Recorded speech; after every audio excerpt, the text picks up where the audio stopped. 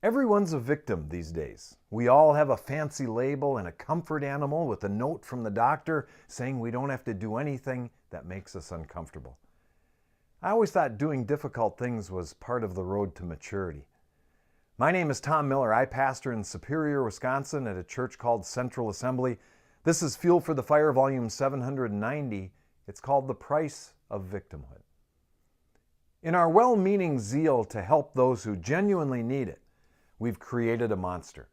We've made it advantageous to be a victim. It's not unlike the welfare culture where people don't want to better themselves because they'll lose government-provided benefits. We're incentivizing the wrong thing. Now we've created a victim mindset. We have scores of people who simply have to say the word, and everyone from the school nurse to the Department of Social Services will come running. In our effort to stop any and all oppressive behavior, we've created a special status for the victim. We're incentivizing the wrong thing. If the test is too hard, just say the magic word and you're excused. Uncomfortable in gym class? Just bring a note. Well, let me tell you something. We were all uncomfortable in gym class. Not feeling yourself today? Just go to the room with the puppies and bunnies and it'll be okay. Come back to class or to work when you feel better. We've learned to thrive in our victimhood, and now we have to make sure we don't get healthy or we will lose our get out of tough times free card.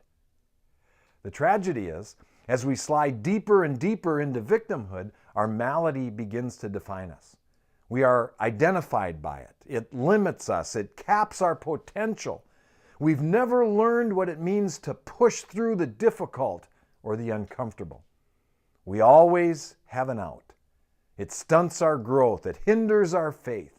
We're just never required to really trust God.